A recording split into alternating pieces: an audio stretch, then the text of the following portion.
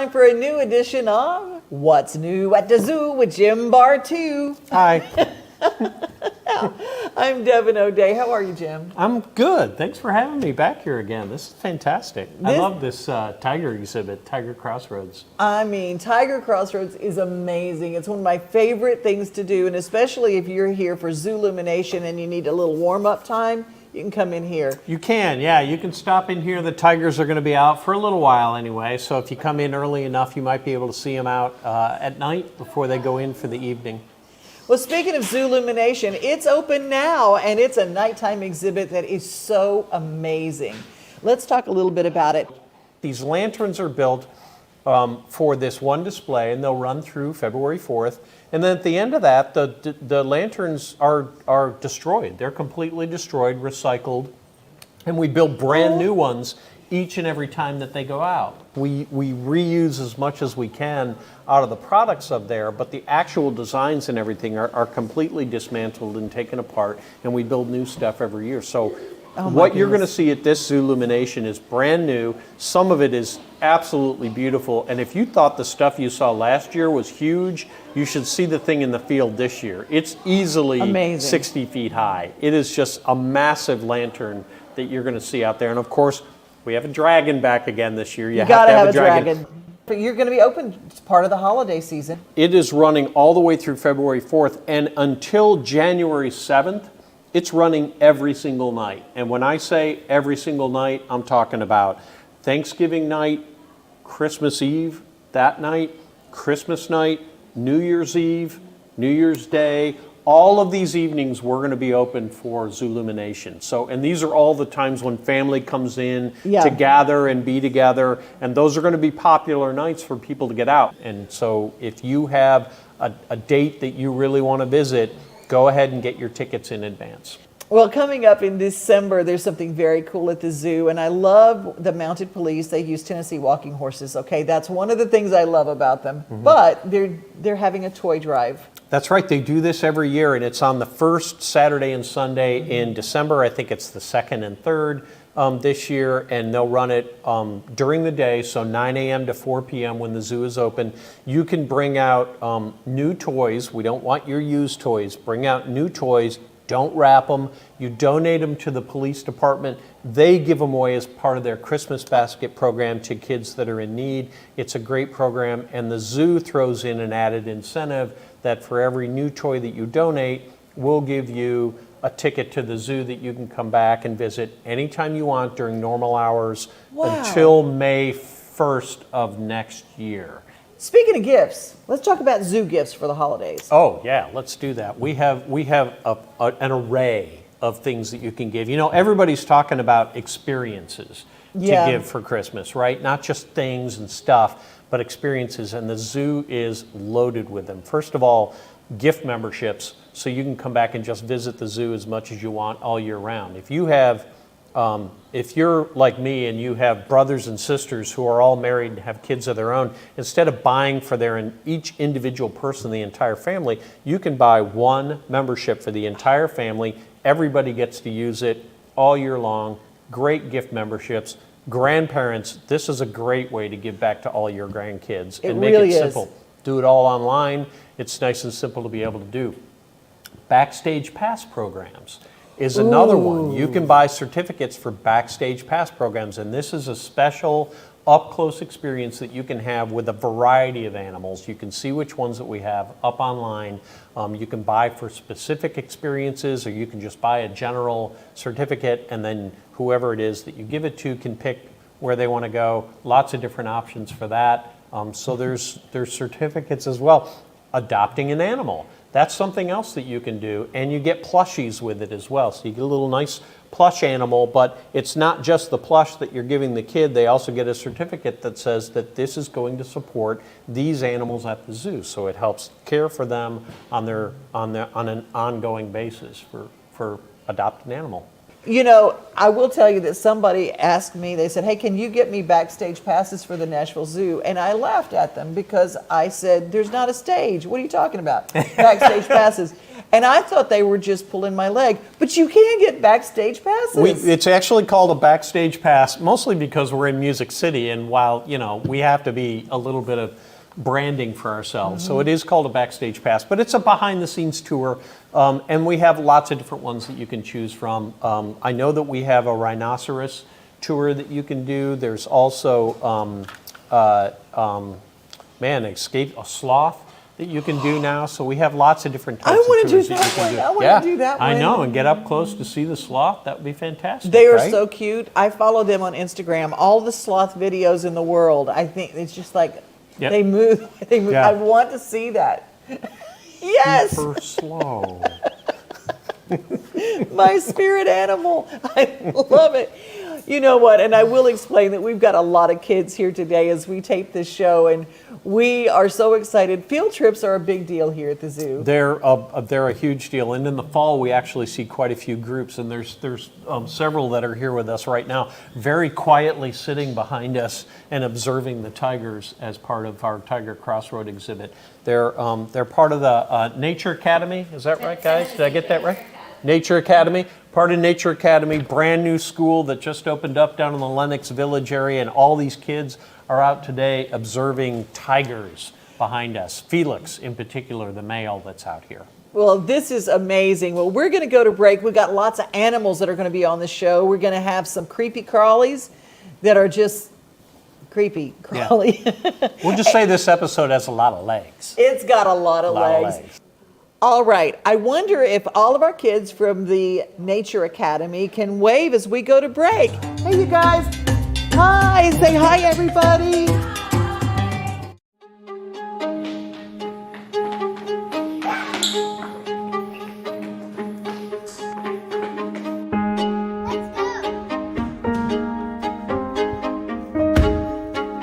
You girls having fun?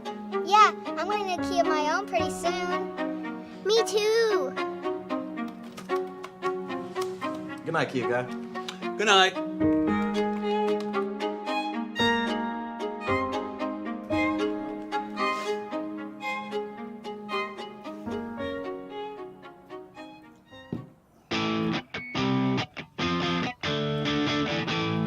Buckle up, Dad.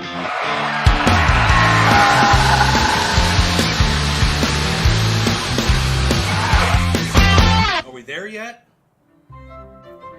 At Kia of Murfreesboro, we're here whether you're ready or not. This Christmas, Give a Little Nashville needs your help to bring joy to children in need. We'll be hosting toy drives during the holiday season, so please donate toys for kids of all ages. On December 3rd, join us for our Cocktails with Santa red carpet event, where you can mingle with other supporters and enjoy festive drinks and food. Together, we can make a difference in our community this holiday season. Visit givealittle.nashville.com or find us on Facebook to learn more and register today.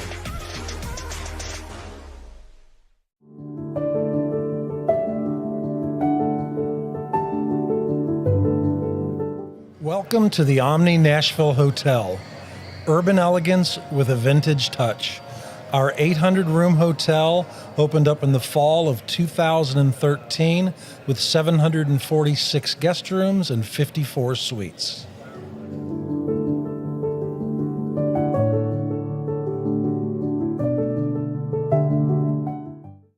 He shoots and he scores!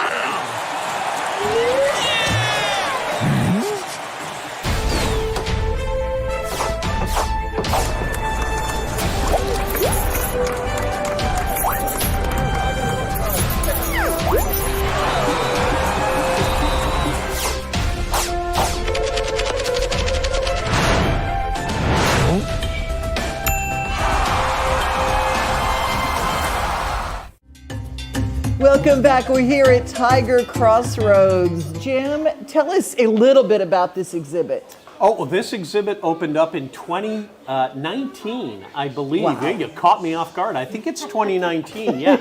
And actually, it won Exhibit of the Year for AZA's annual conference. They always have an Exhibit of the Year award. It's based on design and conservation and everything, all the other messaging that it entails. So it's a really high honor to be able to get that. And it's the second time that the zoo won an award. The previous year we won it for the bear exhibit, now for Tiger Crossroads. It's just absolutely beautiful in here.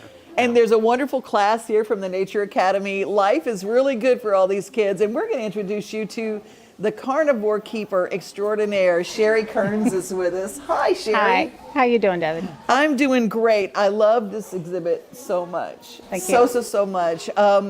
Tigers are one of those things that are...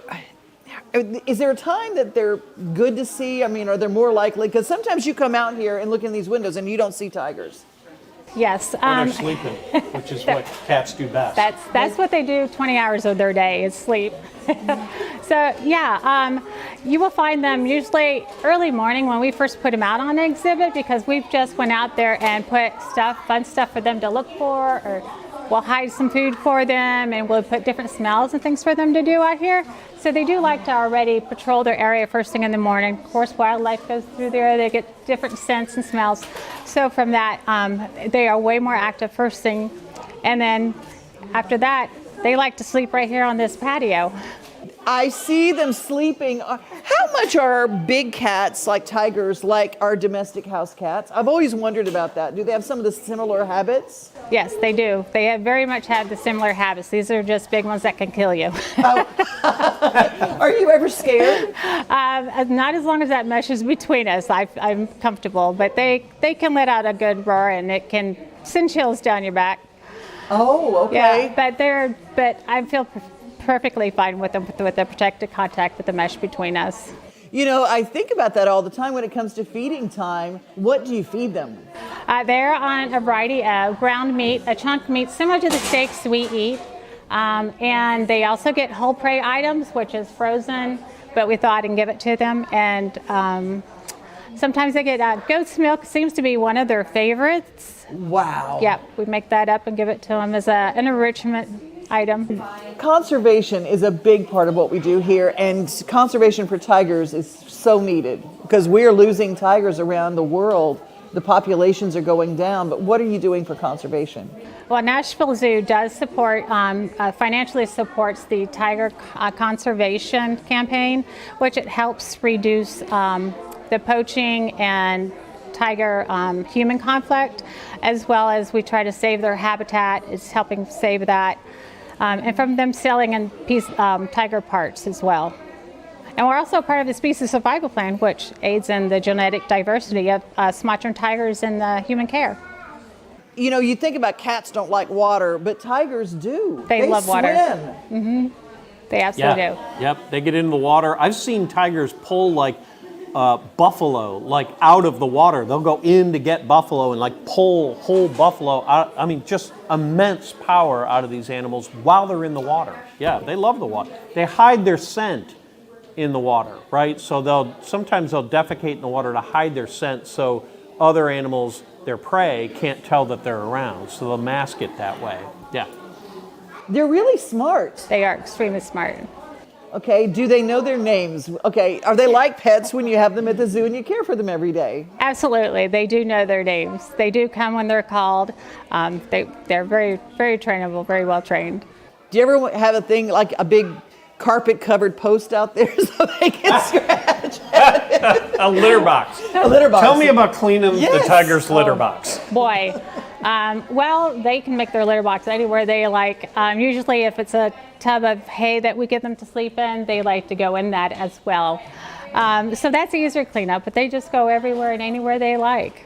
If you hang around long enough and watch them through the exhibit, you'll see, particularly the male, loves to mark his territory, and he does that by just spraying urine on different areas, right? And you can watch, you know when he's about to do something because he'll smell an area, he'll turn around, he'll raise his tail, and then just boom, this stuff just comes flying out, and he just marks it. And he does that to say, this is my territory, this is my area. That's just like non-neutered male house cats. Mm-hmm. Yep. Exactly. Yep. Wow. Same. Yeah. And does it have that aroma that you just like, whoo, like a house cat? Yeah, they definitely have a distinct smell. The way you described it, I'm already thinking, you better have some simple green up in its place, you know? Well, we kind of let them have that's their area out Yeah. there. So that's their house, right? We don't have to live in that house. No. So. What's one thing that you would really like to impart to our viewers about what you would like them to know about the Sumatran tiger? Well, right now they are critically endangered. There's only about 300 to 400 left in the wild. 300 to 400. Yes. Yeah. And what's worse, they're left in ranges that have been so fragmented that it's hard for individuals to get to other ranges to meet possible mates, right? And that's even more problematic because they're not in one central area that's protected. It's all these different divided areas, which makes it much harder for them to thrive as a species. Yeah, they don't have any Match.com out there for the Sumatran tiger. They're just not, separated. Not in the wild, but that's what SSP does. That's basically go. what the Yeah. AZA Species Survival Plan does. How cool is that? Well, if you want to be a part of this, come to the Nashville Zoo, nashvillezoo.org, and come see the tigers. Is there a time of year when they're not available to view? Nope, they're available all through the year. Unless we're closed, then they're closed. So they're pretty cold hardy. They'll come out when it's Oh, snowing. yeah. They'll come out when They it's super love- cold. They love cold weather. Great. They do.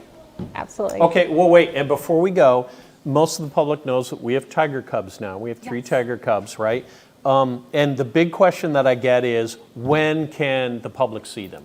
It's probably going to be quite a few more months yet. They still have to be able to follow mom and get up and get acclimated to their side yard because that's a big, beautiful exhibit.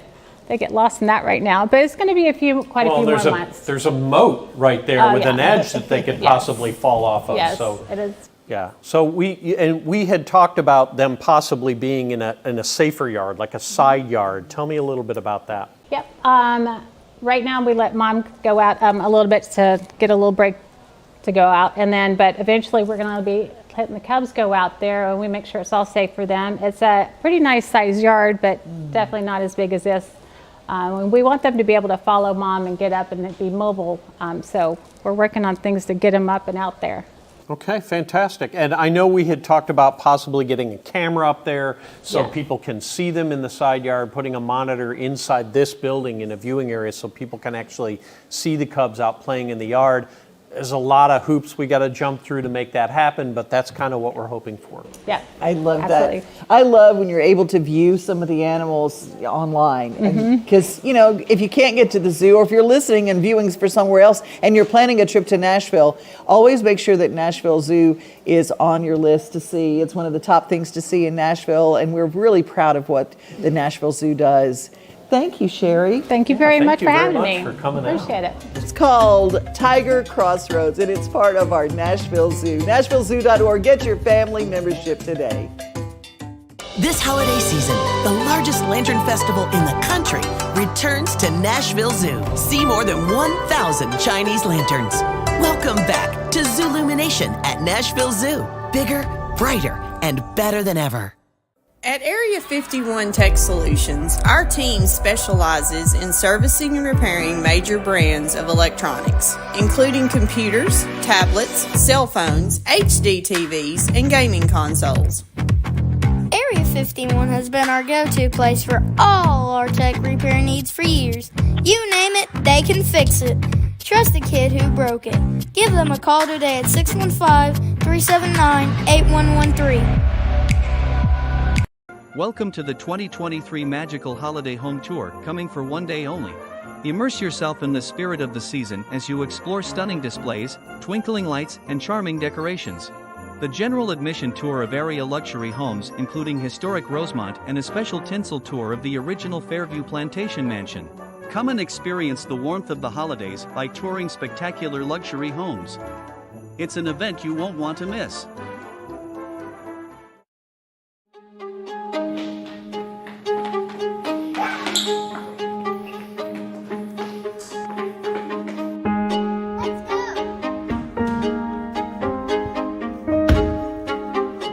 Having fun? Yeah, I'm going to key of my own pretty soon. Me too. Good night, Kia guy. Good night.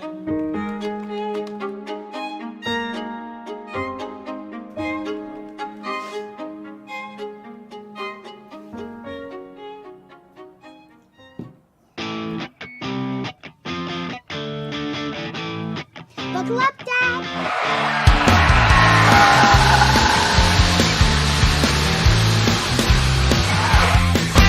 Are we there yet?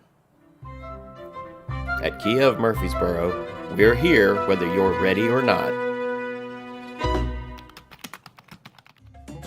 Well, there's always we get to visit and meet some animals up close. And last episode, we were with a cute little skunk that I couldn't touch. And now we're with these cute little Madagascar hissing cockroaches. Yes. Okay, this is not a pest. No, they are not. So Jessica, by the way, this is Jessica Knox, and she is our ambassador animal displayer. Yes. So these are Madagascar hissing cockroaches. They are the largest species of cockroach found throughout the world.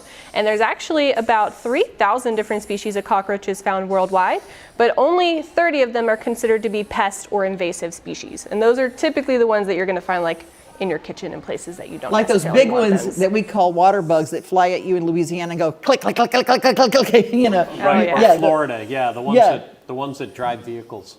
Yeah. Big ones. Yes. This is different. Well, this one could drive some of those little smart cars. It's big. So these likes guys are really good to have in the rainforest of Madagascar where they're typically found. These guys are decomposers, so they have a very vital role in the ecosystem in the rainforest, eating all the dead and dying plants and getting all the nutrients from those dead plant matter back into the soil so new plants can grow today. So they get the name hissing cockroach, not because they are hissing out of their mouth, but because they actually they have holes in their abdomen called their thorax that they're releasing air out of. So that is what they're doing to kind of deter potential threats and predators. And since this is their first time at the tiger exhibit, they are definitely making themselves known that they're not sure about this location. And how can you tell the difference between the males and the females? I mean, now that I'm looking at them, I see differences, but explain to me what that is to make sure I'm not just making an assumption. There isn't a size difference between them. The females can get to be just as large as the males, sometimes even bigger. But the big thing is actually on their exoskeleton, the armor plate kind of near their head. The males actually have bump or horn-like protrusions. Yeah. These two little bumps right here. Those two bumps right there. But our females actually do not have those. So you can tell the difference between them. Now, in some of the exotic pet shows and stuff, they show Madagascar hissing cockroaches as good pets. Is this true?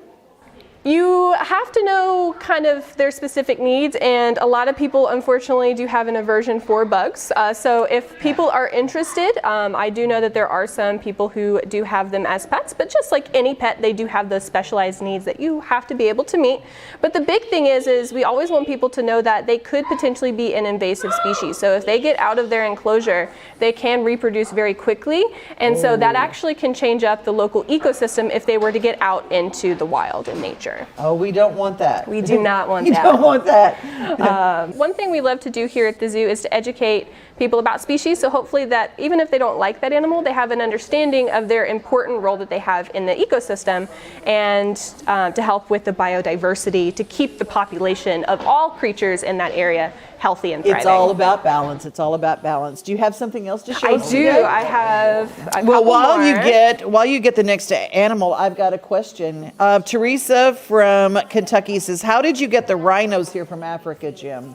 There are companies that specialize in transporting animals, particularly big exotic animals like that. So imagine a sea crate, right? About the size of a sea crate, maybe a little bit wider or something like that, and it's reinforced. It's a heavy metal kind of thing, and they train these animals. They train them to go into these crates, and then at some point they put the other end on of it and pick them up with a crane, put them on a truck, drive the truck to the airport, load them onto transport planes, and fly them into the United States, put them on a truck, drive them here.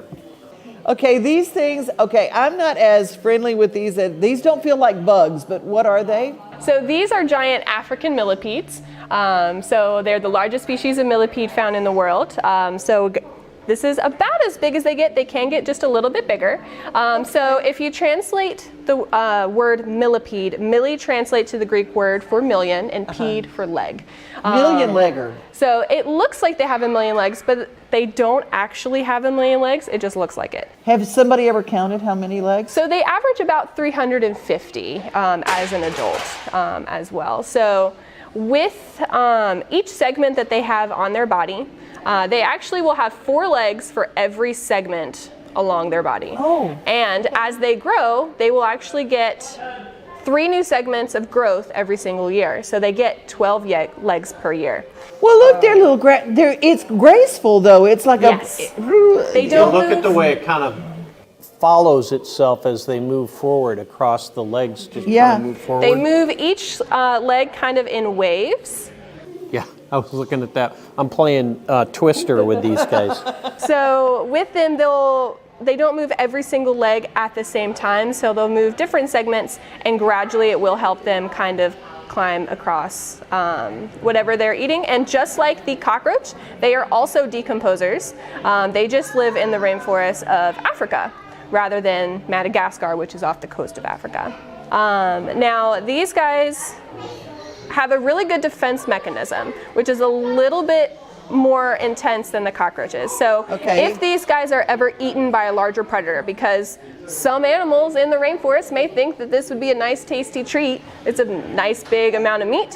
However, what they will do is if they are eaten by a larger animal, they actually will release a toxin along their legs, which is a cyanide-based toxin, which will make the predator sick, and they'll cough up that millipede and they have the best chance to get away.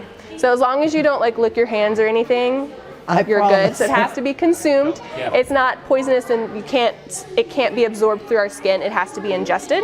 But it is a pretty good deterrent for a larger predator. Cyanide, yeah, it works. Cyanide-based toxin. So with these guys, with all decomposers really, they do have a very important job in the ecosystem of the rainforest where they live.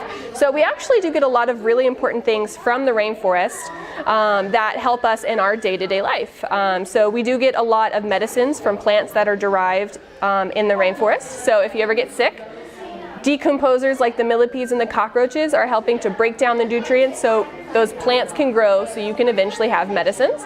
But also there's quite a few things that we like to enjoy eating that we get from the rainforest as well. They have a whole cafe at Opry Hills. Almost. So the vanilla bean produces the vanilla extract. So if you like anything with vanilla, vanilla ice cream, vanilla cookies, that's where they're from. That comes is helped out by the millipedes. If you enjoy chocolate, that comes from the cocoa bean, which comes from the rainforest. And for all of my adults out there, the coffee bean also comes from the rainforest. So very important things that we do love and enjoy. So if you enjoy a nice Starbucks coffee, these big bugs are helping to make sure you can get that cup of coffee every single day. Wow, how cool is that? All that from something as interesting as this. Thank you for all you bring us. This is so cool. Did you guys learn a bunch from this? I mean, big kids, little kids, and grown-ups too. We can learn. Everybody can learn when they come to the Nashville Zoo. And don't forget, Zoolumination is going on right now, so get your tickets. It's a perfect time to get your Christmas gift for the family too at NashvilleZoo.org. Isn't that right? That's right. All different kinds of stuff and experiences that you can buy as gifts for the family. I love it. Somebody asked me the other day, and she said, how expensive are they? And I said, just look it up. You're going to be surprised. And she says, oh my gosh, it's so affordable. Yeah. She said, if I take my kids, my whole family twice to the zoo, I think I've paid for my membership. Pretty much, yeah. So, NashvilleZoo.org. We're going into the holiday season with some leggy little creatures. We'll see you next time. Bye.